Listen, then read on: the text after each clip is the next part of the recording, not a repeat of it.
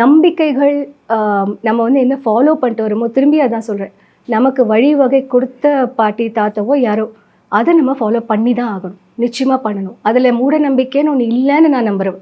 ஏன்னா that is work for us.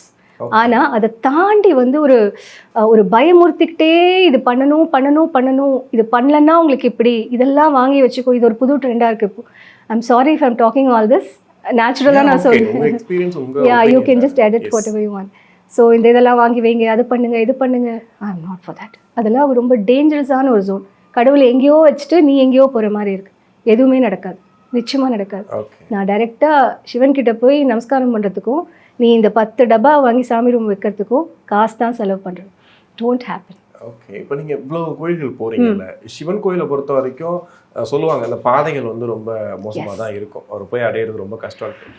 எனக்கு பர்சனலாக பர்வதமலை நான் போயிட்டு வந்தேன். ரொம்ப சவால்னா இந்த பர்வதமலை இந்த இதெல்லாம் நான் I think I've missed in my life time.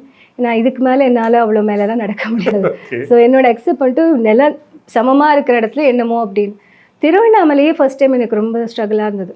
ஏன்னா எங்கே போனால் ஒன்றா கார் டிரைவர் வருவாங்க, இல்லைனா ஸ்கூட்டியோ பைக்கோ எடுத்துன்னு போகிறது, ஆட்டோவில் போகிறது. இது லைஃப் பேட்டர்ன் இருந்துட்டு சடனாக செருப்பு போடாமல் 14 கிலோமீட்டர் நடக்கணும். அது ஒரு கன்விக்ஷன் வந்தது. மென்டலி ப்ரிப்பேர் ஆகிறதுக்கே ஒரு 10 நிமிஷம். ஐ நோ அது ஒரு வைராகியமாக பண்ணுறேன், நான் என்ன பண்ணிவிடுவேன், என்ன ஸ்ட்ரெயிட்டாக நடந்து போகணும் அவ்வளோதான் அப்படின்னு. It was not that easy. கால் பூரா பிளிஸ்டர்ஸ் வந்து, கொப்பளம் வந்து.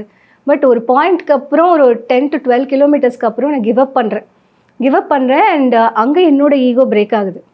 It Vasan easy as you thought. இதெல்லாம் நீ அனுபவிச்சாதான் நடக்கவே நீ முடியும், அடுத்த வாட்டி தகுதிப்படுத்திக்கணும். அதுக்கப்புறம் நினச்சா போகிறேன், நான் பாட்டுக்கு நடந்துட்டு வரேன்.